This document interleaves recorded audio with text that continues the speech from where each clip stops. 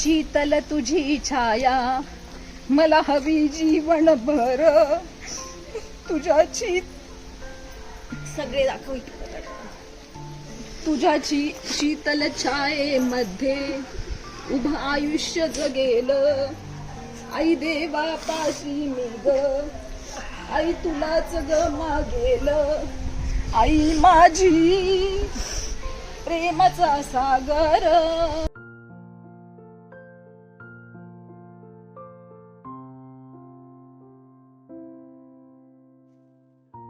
Hello hi नमस्कार, कसे आहात सगळे? मजेत ना? मी रेखा तुमचं स्वागत करते विरंगुळा इन युरोपमध्ये.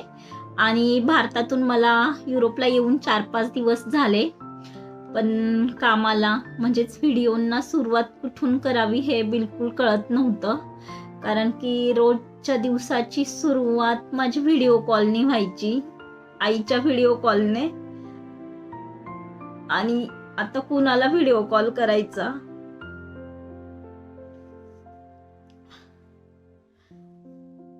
मी प्रत्येक गोष्टीच्या मेमरीज बनवून ठेवलेल्या आहेत, आईसोबतच्या, बहिणींसोबतच्या, चुलत्या काक्यांसोबतच्या. कारण की आयुष्यामध्ये आपल्याला आठवणी, आणि आजच्या काळात म्हणाल तर एवढ्या दूर आल्यानंतर व्हिडिओ पाहून सुद्धा मन रमतं म्हणलं तरी हरकत नाही. कारण की तिथे होती तोपर्यंत बिलकुल करमत म्हणजे काहीच वाटलं नाही, पण इथे आल्यानंतर ना शेजारी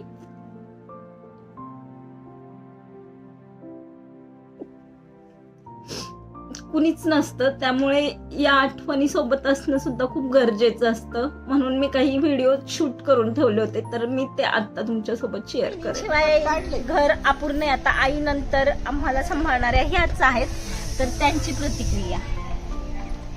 काकू मागा आम्ही बघणार होते, काळजी करू नका, तुम्ही या जा सगळ्यांनी, तुम्ही आलं पाहिजे, आम्ही काही नाही म्हणणार नाही, बेल कोण नाही असं म्हणू नका, सगळ्यांनी यायचं. हा, आमच्या सासू सारखी बाई नाही, त्याच्या मागं तुम्ही पण तसं वागा का आमच्या आईचं म्हणणं असं करा. माझी काकू सगळ्यांची आवडीची,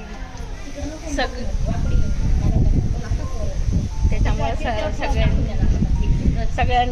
सगळ्यांना आशीर्वाद आहेत तिचे. आई म्हणजे आईच असते म्हणलं जातं ना. माय म्हणजे शुद्ध गंगेचं उद. तिच्या मायेची शाल अंगावर घेताना किती प्रसन्न वाटतं. माय बाळराजाचं कौतुक करू लागली की पाहावं तिचं न्यारं रूप. बाळराजाला न्हाऊमाखू घालताना तिचं मन प्रसन्न होतं. याच्याशिवाय अजून काय? आई म्हणजे आपलं सर्वस्व असतं. माझ्या काकूबद्दल बोलायला तर खूप काही आहे, पण मी आता बोलण्यापेक्षा काकूसाठी फक्त एक कविताच म्हणेल. कारण जे आहे ते सगळं मनात आहे. सगळं मी सांगायला गेले तर खूप वेळ लागेल, त्याच्यामुळे कविता सादर करते. आई माझी मायेचा सागर दिला तिने जीवनाकार. आई वडील थोर माझे काय सांगू त्यांचे उपकार. जीवनाच्या वाटेवरती किती असतो त्यांचा उपकार. आई माझी मायेचा सागर. ऍक्च्युली आता बोलता येत नाहीये, पण तरी मी प्रयत्न करतेय. तडपडत्या उन्हात अन रखरखत्या रानात राहिली समाजासाठी तू ग कष्टाच्या गावात. कधी मिळेल मुठभर घास, कधी घडे तुला उपवास. ओल्या मातीतून चालताना सोडविले काट्याचे भास. आई माझी प्रेमाचा सागर दिला तिने जीवना आकार. रवीची चांदणी तू ग चंदनाची कोर. शीतल तुझी छाया मला हवी जीवनभर तुझ्याची सगळे दाखव. तुझ्याची शीतल छायेमध्ये उभं आयुष्य जगेल आई देवापाशी मी ग आई तुलाच ग मागेल. आई माझी प्रेमाचा सागर दिला तिने जीवनाकार, आई माझी मायेचा सागर, दिला तिने जीवनाकार. ऍक्च्युली माणसं असेपर्यंत काहीच म्हणजे लक्षात येत नाही, पण गेल्यावर त्यांच्या विना करमतही नाही, राहवतही नाही. माहित नाही आता पुढची वाटचाल कशी होणार आहे, जगावं तर लागणारच आहे. पण वाटेवर प्रत्येक पाऊला पाऊली आई वडिलांची आठवण तर खूप येणार आहे. आणि त्यांचं भले काकू अशी बसायची, काय कधी आमच्यात पडली नाही, तिने काही विचारलं नाही, काहीच नाही. पण आधार असतो ना ग, दुखवलं नाही कधीच. आमचं काही चाललं तरी ती कधीच आमच्यामध्ये बोलली नाही, काहीच बोलली नाही. फक्त घरात असणं महत्वाचं असतं. घरात तिचं अस्तित्व आमचं कोणाचं कधी काही झालं एवढं चांगली तिचं कधी बोलली नाही का माझं दुखतंय म्हणून, कधी बोलली नाही. कधीच चांगला झाला काकूचा दिवसही चांगला, सगळं चांगलं, कशाचीच अडचण नाही आली, कधीच नाही आहे ना. नातवंडांना तर लई जीव लावणार सगळ्यांना.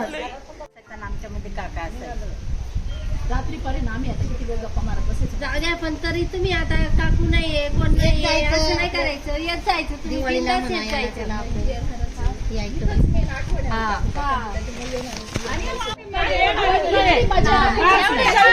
पण ही मजा येणारच नाही. हॉटेलला सर नाही कधीतरी एकत्र झाल्या तरी जरा म्हटलं येत जायचं. आले गेले शेजारी. तुम्ही जर एकदा आले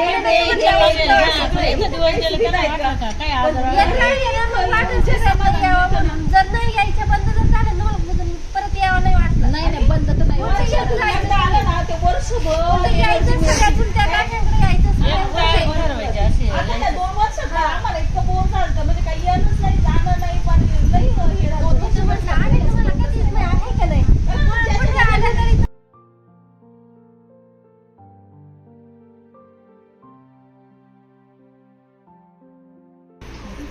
तरी महाराष्ट्रामध्ये 13वा विधी म्हणजेच 13 स्त्रियांना जेवायला घालून त्यांना वेगवेगळ्या प्रकारच्या भेटवस्तू द्यायच्या असतात.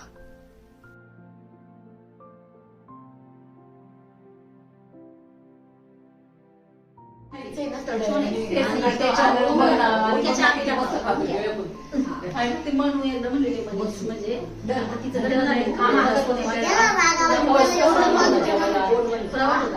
जेवायला म्हणतो सोनीमध्ये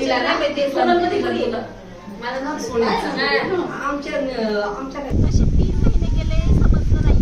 आईमुळे आम्हाला असं म्हणजे आईची थोडी तब्येत खराब होती, त्यामुळं बऱ्याच वेळा फोटो वगैरे काढायचे होते, पण काहीच करता आलं नाही. तर आज 13वा दिवस आहे म्हणून आम्ही थोडंसं ठीकठाक आहोत. तर सगळ्यांसोबत आजचा व्हिडिओ मी इथे एंड करते आणि आशा करते की तुम्हाला व्हिडिओ आवडतील, पाहायला पण आवडतील आणि सर्वांना माझ्याशिवाय करमणार पण नाही. बघत बसतो टाइमपास म्हणून. आठवणी येईल तेव्हा आम्ही तुमचे व्हिडिओ पाहत जाऊ. आणि ह्याच आठवणी आणि मी खास याच आठवणी घेऊन चाललेली आहे. म्हणजे मी प्रत्येक गोष्टीचे व्हिडिओ काढून घेतलेले आहेत अगदी. तर ते असू दे, म्हणजे दुःखाचे क्षण, सुखाचे क्षण प्रत्येकाच्या आयुष्यात असतात. त्यामुळे एक जबाबदारी आणि कर्तव्य या पण गोष्टी आपण सगळ्यांनी करत असतो. कधीतरी विरंगुळा म्हणून आपल्याला काही सुखाचे क्षण पण हवे असतात. तर त्या आठवणी पाहायला नंतर भविष्यात खूप छान वाटतं. आणि म्हणून मी आता किती वर्ष येणार नाही माहित नाही, त्यासाठी सुखाचे काही क्षण घेऊन चालले.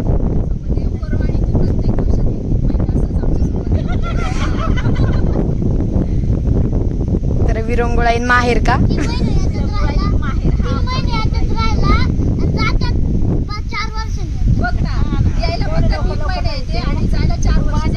यांचा भाचा बोलतो जास्त आहे ना.